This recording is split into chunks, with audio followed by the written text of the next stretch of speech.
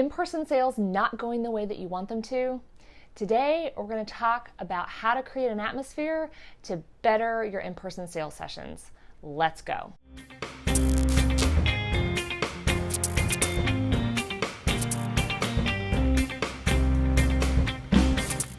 Before we get started, if you're new to this channel, I want to say welcome. Here, we're all about creative business owners growing in the market they're in or the market they want to be in. So if that is your cup of tea, then make sure that you hit that subscribe button or that notification bell so you don't miss out on any of our new content. When you are offering a service to someone or you're offering a product to them, if they're uncomfortable, if they're hot, if the place stinks, if it's noisy, they're not going to pay attention to a thing that you say.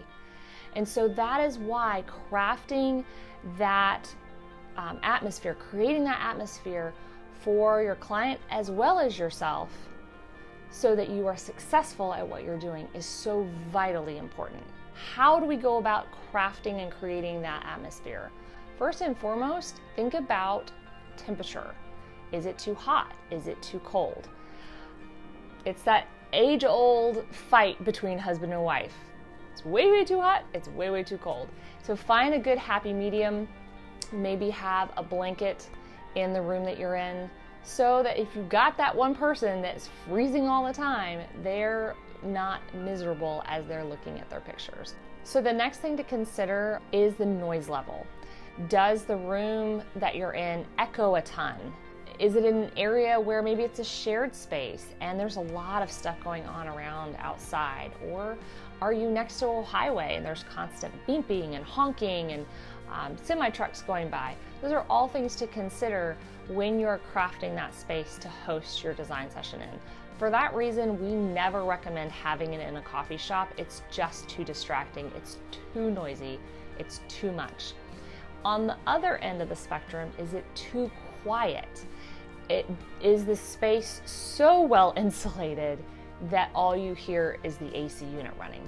That can be a little awkward as well. So maybe consider filling that with some soft, gentle music that's very, very low so that you're not on either end of the spectrum feeling like you're yelling or like it's just too silent.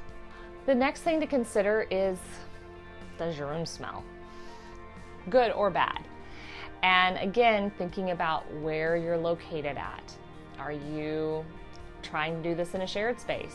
Is the microwave running and somebody's cooking their lunch or their dinner and it's really strong odors coming out of there? Or have you picked out a Bath and Body candle that is overly scented? You never want to offend somebody or cause a migraine. So for this reason, pick a scent, if you're going to have one at all, that is really, really mild and not heavy. Also thinking about the foods that you're serving. If you are serving foods at your IPS session, are they super stinky? Do you have that unctuous cheese that you picked out to go with that wine? Maybe it's a little too smelly. So run that through the filter of not only yourself, but maybe somebody else, and make sure that you're not causing someone discomfort. The next thing to consider is what you're actually seeing. We've walked into spaces that either felt like they were super empty and cold and sterile.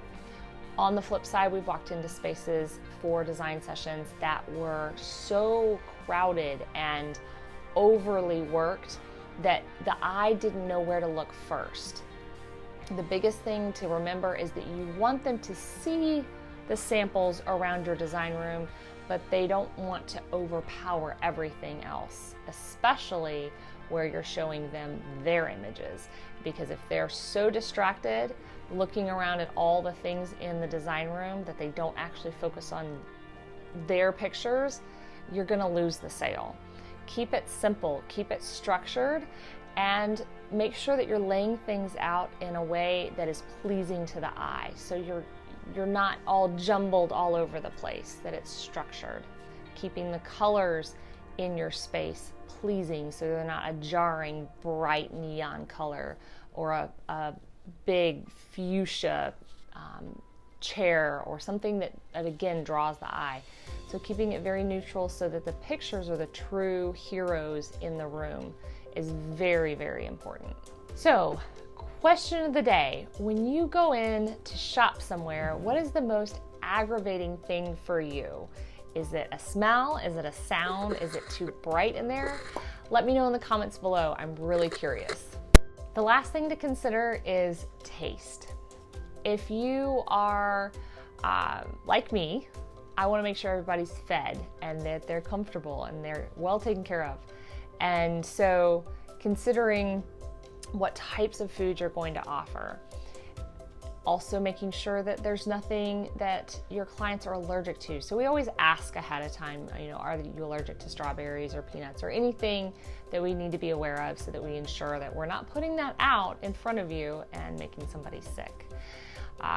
We keep it small, but again, pleasing to the eye. So it's something that matches our brand. It matches something that we would want to offer to a guest that we ourselves would also want to eat, and that we're offering variety of drink options, whether it's sparkling water, plain water, a glass of wine or a glass of champagne, again, fitting within the brand. Lastly, as we're thinking about food here, and you're planning this out, make sure that what you're offering isn't sticky. Jason and I love a good sticky toffee pudding. It's amazing, except that when you eat it, it gets everywhere. And you don't want that on your samples. You don't want that on your albums. So consider what you're putting out also to be having an effect on everything else in that room. For that reason, we keep things really simple and nothing ooey gooey, drippy, sticky should be anywhere near the design room. So crafting an atmosphere for IPS is just one of the many steps in the whole IPS process. And if you are just getting started, then we have something for you in the show notes below.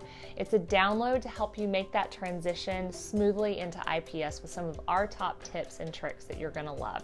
So go check that out. If you've liked this video on crafting and creating an atmosphere for IPS, then make sure you check out our playlist with tons more IPS videos to help support you in your IPS journey. And if you want to see more videos just like this, make sure that you hit that like button to let us know you love this, and we'll make more just like it. And hit that subscribe button and that notification bell so you don't miss out on any of our new content when it comes out. Thanks for watching.